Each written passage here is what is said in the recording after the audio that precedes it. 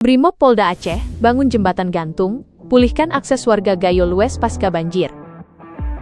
Kepedulian dan pengabdian kembali ditunjukkan Satuan Brimob Polda Aceh melalui Batalion D Pelopor yang bersama Polres Gayo Lues dan masyarakat melaksanakan pembangunan jembatan gantung di Desa Singah Mulo, Kecamatan Putri Betung, Kabupaten Gayo Lues. Jembatan tersebut dibangun sebagai akses vital penghubung desa pasca banjir bandang yang sempat memutus aktivitas warga.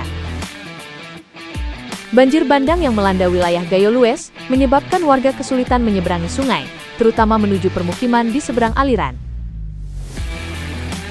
Menyikapi kondisi tersebut, Brimob Polda Aceh hadir memberikan solusi nyata melalui pembangunan jembatan gantung sebagai jalur aman dan layak bagi masyarakat.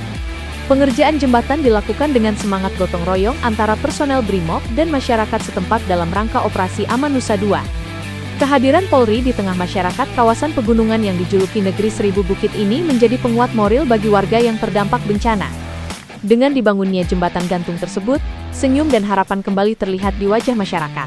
Brimob Polda Aceh menegaskan komitmennya untuk selalu siap membantu masyarakat, khususnya dalam situasi darurat dan kemanusiaan sebagai bagian dari tugas dan tanggung jawab moral Polri. Polri untuk masyarakat, Brimob untuk nusa dan bangsa.